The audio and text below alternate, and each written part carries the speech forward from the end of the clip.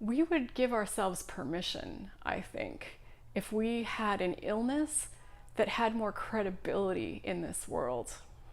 Just because it's got a crappy name does not mean that it's not devastating, and it does not mean that it won't take everything we've got to recover.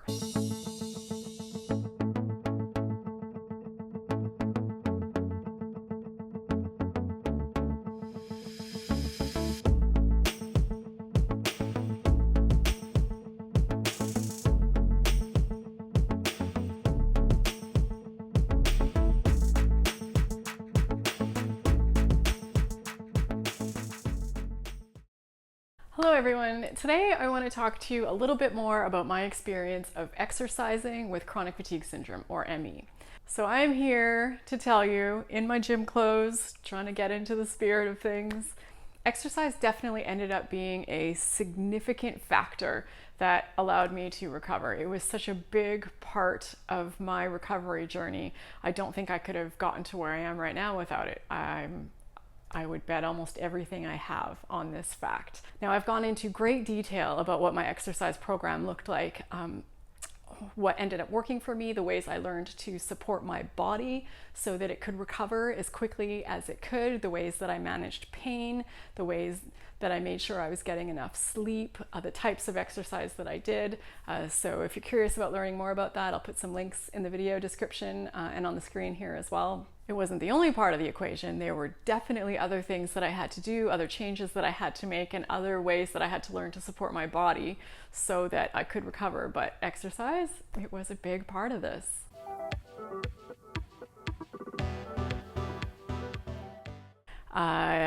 Since I've started this whole process of sharing my story and my journey of chronic fatigue syndrome recovery, I'd say by far the question or the thing that I get asked about the most is about exercise.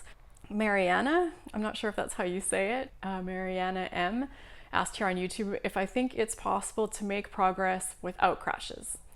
And on Instagram, I had a question from I Can Stand It. And she wrote, do you really think crashes are absolutely a necessary part of beginning to work out and recover? Or do you think there is a conceivable way to do little enough not to crash, but enough to make gains in health? So just a quick heads up of what's to come in this video, so you know that it's important to stick around to the end. I'm going to be answering quite a few questions actually that come up quite a bit and talking about some things that I think are really important when it comes to exercise and chronic fatigue syndrome in my experience. So one, I'm going to be talking about what I call the ugly truth about exercise. It's something I've been avoiding talking about, but I think it's important, so I'm going to dive into that today.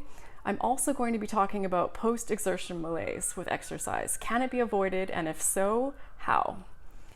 Then I'm going to get into, can you avoid health crashes with an exercise program? And again, if so, how can you do this?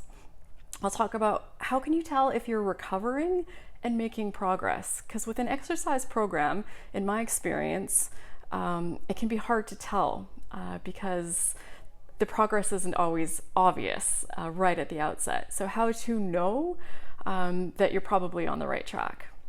And I'm also going to discuss what I think, in my experience, the root problem of the recovery process is, what it is that's standing in the way for many people of them being successful, and how we can remedy this.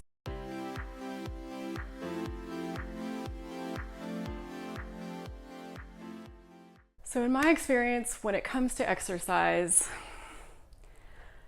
there's a truth about it that can be summed up really simply, and it's something that I've been avoiding saying outright because it sounds terrible.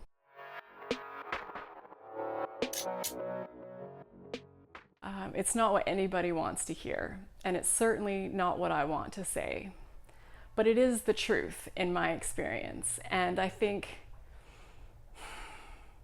maybe if I had known that this is the way things were going to be, I would have been better able to deal with the process as I went through it. Because when we know that things are supposed to be hard, when we know that things are supposed to be happening a certain way, it can sometimes make it easier to deal with, instead of, why does this keep happening? Is this normal?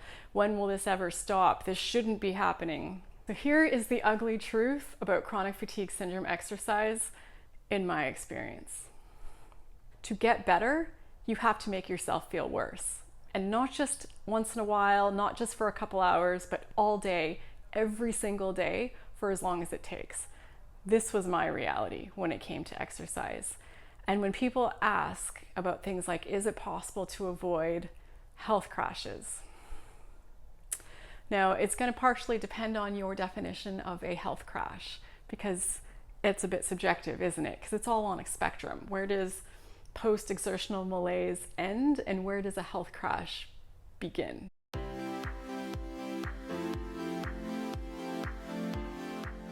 So I do not think it's possible to exercise with chronic fatigue syndrome without experiencing the post-exertional malaise. This, in my experience, is fact. And this was not just in the beginning. This was throughout for almost 2 years. So in the beginning, it was 1 or 2 minutes of exercise that made me feel terrible, and I was able to slowly increase and increase and increase my exercise. I still felt terrible after. It just took more exercise to make me feel terrible. But I had to keep doing more exercise and slowly increasing what I was doing so that I can continue to get stronger.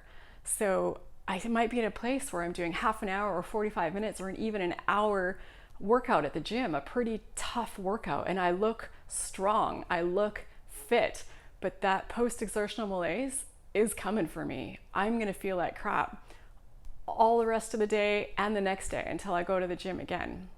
It took me almost 2 years for that to stop. When it comes to exercise, until you get to that point where you are fully recovered, or you feel as much as you can tell that you are fully recovered, every single time you exercise, it's going to make you feel worse. And the trick is going to be finding that amount of worse that you can manage that allows you to still keep up regular exercise.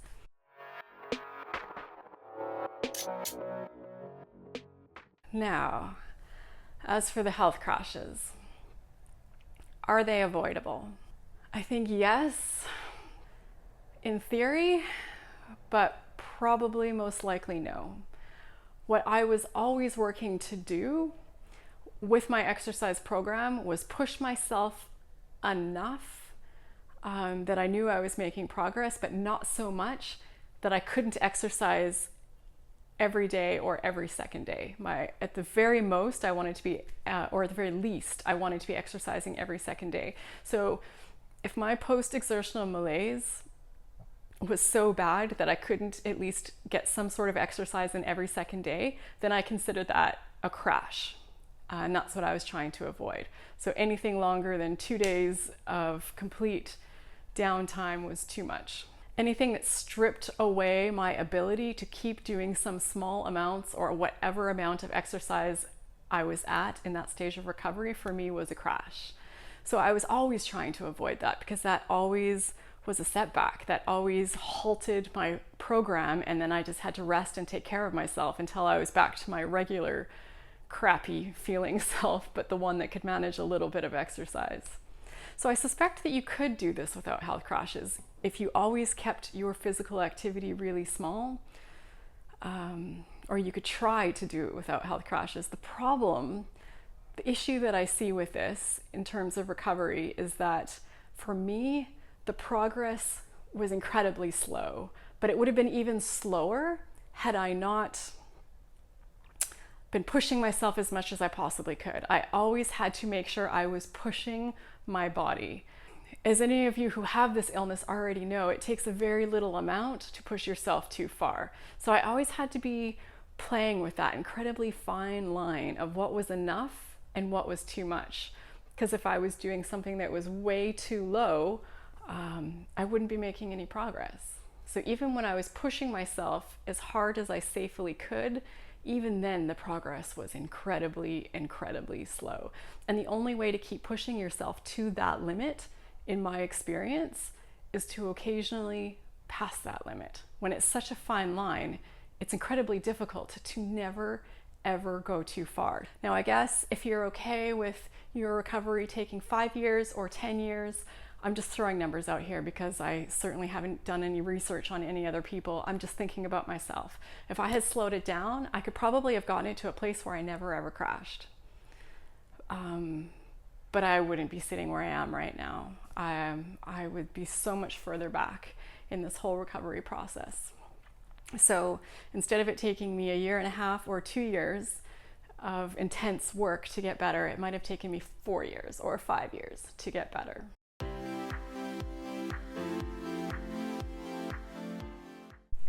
So despite feeling worse, despite this recovery program of mine that I put together for myself, causing me so much suffering, there were definitely clear signs that showed me that I was recovering. So I still had the post-exertion malaise, but over time it took more and more to bring it on, and the intensity of it slowly decreased. And also, despite having pretty much daily post-exertion malaise, my overall endurance for life was definitely on an upward trajectory. I could do more. I could feel myself getting stronger, and I could feel myself able to slowly be able to take on more and more activities in life. And health crashes, although they still definitely came, now started lasting 2 or 3 days instead of 2 or 3 weeks, or during the worst of my illness, crashes could last months. And my sleep slowly started to improve. As my body got stronger, my sleeping got better, which then had this ripple effect that helped all my other areas of recovery start to improve. And also my need throughout the day for a lot of naps and laying down to rest slowly decreased. Before they were written in stone and I absolutely could not miss them. And then as time went on, every once in a while I could skip one, or I needed less, or they could be shorter, until I got to the point where I didn't need them at all. And my overall fear of life decreased. I suspect anyone who has this illness knows what I'm talking about, that like, oh no, there's an event coming up, there's something I have to do, how am I going to get through it? All the anxiety that comes with not knowing what your body can handle. As my body got stronger, I started not worrying about life anymore. I could just show up, I could just do things, and I could just know and trust that I'd be fine. And I really struggled with this when I was writing my book. Did I write a book about this? My partner, spouse, Jeffrey, likes to bug me about this because he's had to hear me talk about this book so much. But yes, I did write a book about my experience of living with and recovering from chronic fatigue syndrome. And I, of course, talked about exercise in there. And when I talked about how I got myself better, and when I was writing about the piece about exercise, I ran into a bit of an issue with my editor, because the way I had written it at first was that everything in your life basically is going to have to stop.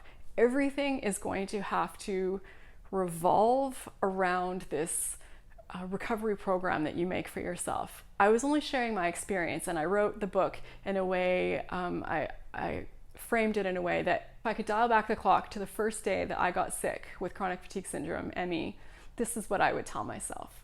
So I'm sharing my experience. I'm writing the book that I would have wanted to have all those years ago when I first got sick. So when I'm talking about exercise, when I'm talking about this recovery program, the first draft of my book was basically saying that everything else has to disappear and this is all that can exist. Because in my experience, that was what was necessary, especially because of the exercise component, because it did make me feel worse. I spent most of my time recovering from my most recent workout, even if that workout was only 1 or 2 minutes, and trying to get strong enough, rested enough to do it again.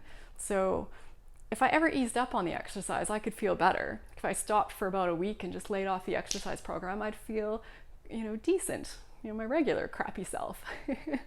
But I knew I wasn't making any progress. So I had to keep pushing with the physical activity and making myself feel worse, the small manageable amounts of worse, so that I could feel better. I had to make myself feel even worse than I normally do for almost 2 years, which meant that I did not at all have the ability to be social, to have friends, to work, to be a good partner, a good wife, to be a good friend, a good daughter. I couldn't do any of those things. All I did was recover. And my editor was pushing back on this because he's saying, you can't put a book out there like this because it's just not realistic. So I struggled with this between, this is what I would say to him. Do I be honest? Do I tell it like it is? Or do I give us some sort of soft, cushy version, like you can put in 50% effort and you'll get full results? But in my reality, in my experience, that's not the case. It took everything I had to get better. And this was round 2 of my trying to get better. So I was already 50% recovered at the start line of this 2 years of intense work that I did. So if I had started from the beginning when I was incredibly sick, it might have taken even longer. So I, of course, really hope and want people to always do what they can with what they've got going on. If you can't bring everything else to a grinding halt, that's your reality. I don't think that should mean that you give up.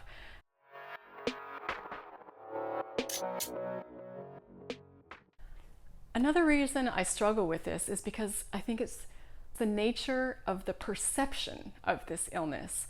The fact that it most commonly goes by the name chronic fatigue syndrome. It doesn't sound that serious. Most people in the world, doctors and laymen alike, don't understand it. They don't know what it's like. And this disease, if you're watching this video, I don't probably have to tell you, you already know, it can be devastating. There are so many people out there that are far sicker than I ever was. And I myself really struggled, and I didn't even come close to getting the worst of what this illness can do to people. So I don't think we take it seriously enough. Not all of us anyways. Even some of us who have it. Some of us who are saying, I can't do that. I can't ask my family to babysit my kids. I can't stop cleaning my house and let the laundry pile up. I can't quit my job. I can't ask my partner or spouse to take over a lot of the domestic duties. They've got too much going on. I can't.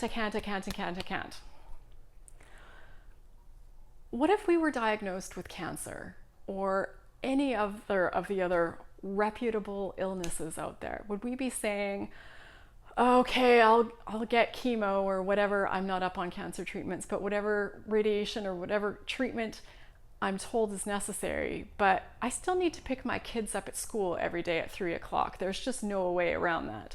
Or I still have to be the primary breadwinner, or whatever it is.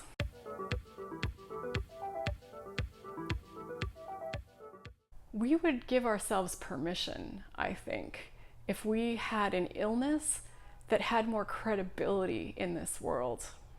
Just because it's got a crappy name does not mean that it's not devastating, and it does not mean that it won't take everything we've got to recover. Most stats that I see say that 95% of people don't recover.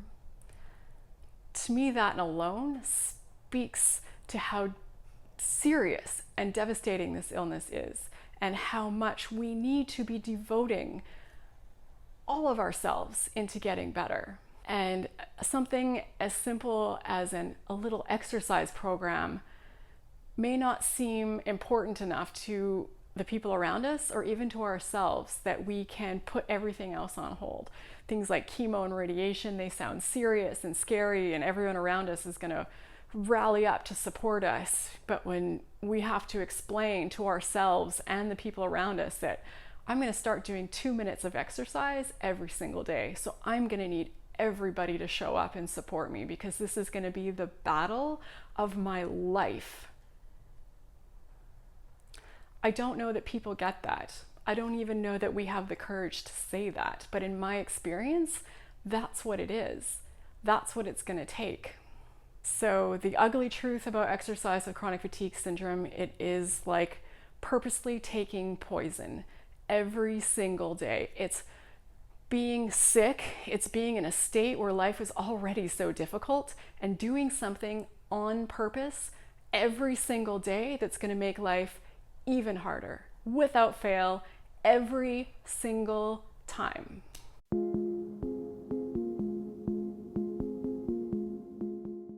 What's worse to me is a lifetime with this illness.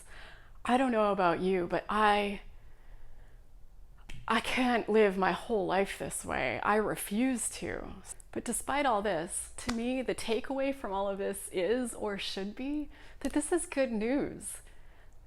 this is good news. Isn't it great that there is something out there that is helping some people?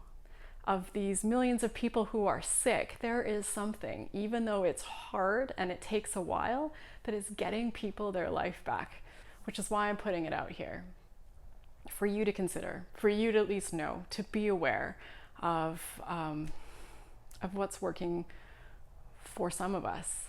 And I hope the biggest message that I try to put out there for people is one of hope. To know that people are recovering. There is hope for at least some of us. I would hope all of us for recovery. And my path may not be your path, but at least you have that information. At least you have the ability to assess and research further and talk to your trusted healthcare professionals and decide for yourself if some of these things might be worth trying for you. So as always, I encourage your comments and suggestions. I'd love to hear your feedback. I really am doing these videos for you, so I want to know what information will be helpful for you. So thank you so much for watching, and I will see you in the next video. Take care, everyone.